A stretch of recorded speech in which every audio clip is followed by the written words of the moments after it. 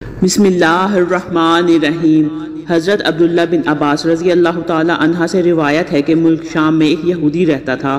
وہ ہفتے کے دن تورات کی تلاوت کیا کرتا تھا۔ ایک دفعہ تورات کھولی تو اس نے چاروں جگہوں پر حضور اکرم صلی اللہ علیہ وآلہ وسلم کی تعریف و توصیف دیکھی تو یہودی نے وہ جگہ کاٹ کر جلا دی۔ اگلے ہفتے پھر تورات کھولی تو 8 جگہوں پر حضور صلی اللہ علیہ وآلہ وسلم کی نعت اور وصف کا ذکر پایا۔ اس نے وہاں سے بھی کاٹ کر جلا دیا۔ تیسرے ہفتے تورات کھولی تو یہی ذکر 12 جگہ موجود پایا۔ یہودی یہ سوچنے لگا کہ اگر میں یوں ہی کرتا رہا تو ساری کی ساری تورات اس ذکر سے پر ہو جائے گی۔ اپنے ساتھیوں سے پوچھنے لگا کہ حضرت محمد صلی اللہ علیہ وآلہ وسلم کون ہیں؟ تو انہوں نے جواب دیا کہ تمہارے لیے بہتر یہی ہے کہ نہ تو اسے دیکھو اور نہ وہ تجھے دیکھیں۔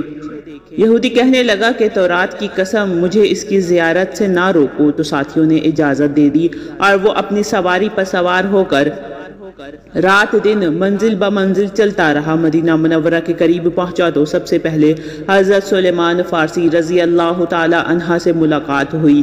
ان کے حسن کو دیکھ کر سمجھا کہ یہی محمد صلی اللہ علیہ وآلہ وسلم ہے۔ حالانکہ آپ صلی اللہ علیہ وآلہ وسلم کو اس دنیا سے سفر کیے 3 دن ہو چکے تھے۔ حضرت سلیمان فارسی رضی اللہ تعالی عنہ اس بات سے روئے اور کہا کہ میں تو محمد صلی اللہ علیہ وآلہ وسلم کا خادم ہوں۔ یہودی بولا پھر محمد صلی اللہ علیہ وآلہ وسلم کہاں ہیں؟ اب سلیمان فارسی رضی اللہ تعالی عنہ سوچنے لگے کہ اگر وصال کی خبر سناتا ہوں تو یہ واپس ہو جائے گا اور اگر یہ کہہ دوں کہ موجود ہیں تو جھوٹ ہوگا۔ بلا کر حضرت سلیمان فارسی رضی اللہ تعالی عنہ یہودی سے کہنے لگے کہ میں تجھے حضور اکرم صلی اللہ علیہ وآلہ وسلم کے صحابہ کے پاس لے چلتا ہوں۔ مسجد میں آئے تو سب صحابہ کرام رضی اللہ عنہ غم کی تصویر بنے ہوئے تھے۔ یہودی نے یہ سمجھ کر کہ ضرور محمد صلی اللہ علیہ وآلہ وسلم ان میں موجود ہوں گے، السلام علیک یا محمد کا کلمہ کہا۔ صحابہ کرام رضی اللہ تعالی عنہ نے یہ سنا تو تمام صحابہ کرام میں ایک کوہرام مچ گیا اور سب آہ و بکار کرنے لگے۔ حضرت علی رضی اللہ تعالی عنہ بھی وہاں تشریف فرما تھے۔ آپ رضی اللہ تعالی عنہ اس سے مخاطب ہو کر فرمانے لگے، اے حضور صلی اللہ علیہ وآلہ وسلم کے بارے میں پوچھنے والے، تجھے آپ سے کیا کام ہے؟ اس نے کہا میں یہودی عالموں میں سے ہوں اور 80 سال سے تورات کا مطالعہ کر رہا ہوں۔ اس میں اللہ تعالیٰ نے بہت سے مقامات پر اپنے نبی محمد صلی اللہ علیہ وآلہ وسلم کا ذکر بڑی تفصیل سے کیا ہے اور میں اسی ذکر سے متاثر ہو کر آیا ہوں۔ اس نے مزید سلسلہ کلام جاری رکھتے ہوئے کہا، اور اب میں آپ صلی اللہ علیہ وآلہ وسلم کے ہاتھ پر بیعت کرنے حاضر ہوا ہوں۔ حضرت علی رضی اللہ تعالی عنہ نے فرمایا، اے اجنبی، شاید تجھے معلوم نہیں کہ حضور اکرم صلی اللہ علیہ وآلہ وسلم کا 3 دن پہلے وصال ہو چکا ہے۔ یہ سن کر وہ یہودی چیخنے لگا کہ ہائے میرا غم، ہائے میرے سفر کی ناکامی، اے کاش میری ماں مجھے نہ جنتی، اور جن بھی دیا تو کاش میں تورات نہ پڑھتا، اور وہ بھی پڑھی تو کاش آپ صلی اللہ علیہ وآلہ وسلم کی تعریف و توصیف پر نظر نہ پڑتی، اور اگر یہ بھی ہو گیا تو مجھے آپ صلی اللہ علیہ وآلہ وسلم کی زیارت نصیب ہو جاتی۔ پھر کہنے لگا کہ کیا تم میں سے کوئی ان کی اولاد ہے جو مجھے حضور اکرم صلی اللہ علیہ وآلہ وسلم کے اوصاف اور حلیہ مبارک کا تعارف کرائے؟ حضرت علی رضی اللہ تعالی عنہ آگے بڑھے اور فرمایا، میرا نام علی ہے۔ یہودی بولا میں نے آپ کا نام بھی تورات میں دیکھا ہے۔ حضرت علی رضی اللہ تعالی عنہ نے حضور اکرم صلی اللہ علیہ وآلہ وسلم کا حلیہ مبارک بیان کرنا شروع کیا کہ آپ صلی اللہ علیہ وآلہ وسلم نہ حد سے زیادہ لمبے اور نہ ہی زیادہ چھوٹے تھے۔ سر مبارک گول تھا، پیشانی کشادہ اور آنکھوں کا رنگ خوب سیاہ تھا۔ آپ صلی اللہ علیہ وآلہ وسلم کی پلکیں دراز تھی، ہنسی کے وقت دانتوں سے نورانی شعاعیں نکلتی تھی، سینے سے ناف تک بالوں کی لکیر تھی، ہتھیلیوں پر گوشت تھا، قدموں کے تلوے قدرے گہرے تھے، بدن کے جوڑوں کی ہڈیاں موٹی تھیں، مثلاً کوہنیاں اور گھٹنے، اور آپ صلی اللہ علیہ وآلہ وسلم کے شانوں کے درمیان مہر نبوت تھی۔ یہودی کہنے لگا، اے علی رضی اللہ تعالی عنہ، تو نے جو کچھ بتایا بالکل صحیح بتایا۔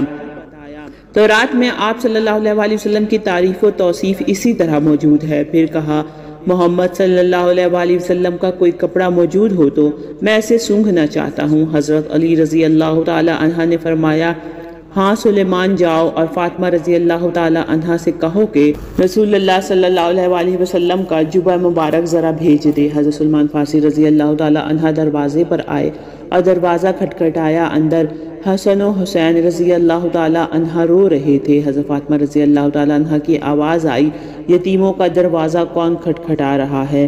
حضرت سلمان فارسی رضی اللہ تعالی عنہ نے اپنا نام بتایا اور حضرت علی رضی اللہ تعالی عنہ کا پیغام دیا۔ وہ روتے ہوئے بولے، میرے ابا کا جبہ مبارک کون پہنے گا؟ حضرت سلمان فارسی رضی اللہ تعالی عنہ نے سارا قصہ سنایا۔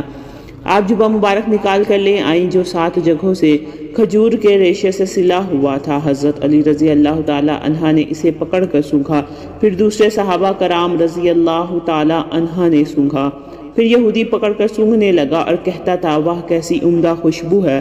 پھر اس کے بعد حضور اقدس صلی اللہ علیہ وآلہ وسلم کی قبر شریف پر حاضر ہوا اور آسمان کی طرف سر اٹھا کر کہنے لگا، اے اللہ میں گواہی دیتا ہوں تو واحد یکتا و یگانہ ہے، کائنات تیری نیاز مند ہے، تو بے نیاز ہے، اور میں یہ بھی گواہی دیتا ہوں اس قبر شریف میں تیرا حبیب صلی اللہ علیہ وآلہ وسلم ہے، جو کچھ انہوں نے فرمایا ہے میں اس کی تصدیق کرتا ہوں اور ان پر ایمان لاتا ہوں۔ اے اللہ اگر میرا اسلام تیری بارگاہ میں قبول ہے تو میری روح کو ابھی قبض کر لے۔ یہ کہہ کر وہیں گر کر جان دے دی۔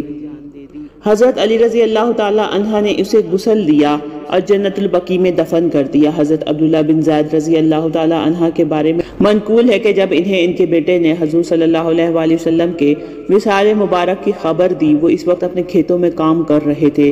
آپ صلی اللہ علیہ وآلہ وسلم کی وصال کی خبر سن کر غم زدہ ہو گئے اور بارگاہ الہی میں ہاتھ اٹھا کر یہ دعا کی، اے میرے اللہ میرے آنکھوں کی بینائی اب ختم کر دے تاکہ میں اپنے محبوب محمد صلی اللہ علیہ وآلہ وسلم کے بعد کسی دوسرے کو دیکھ ہی نہ سکوں۔ اللہ تعالیٰ نے اسی وقت ان کی دعا قبول فرما لی۔ اس طرح کی مزید اچھی ویڈیو کے لیے میرے چینل کو لائک اور سبسکرائب کریں۔ ملتے ہیں نیکسٹ ویڈیو میں، رکھیے گا اپنا بہت سا خیال۔ اللہ حافظ۔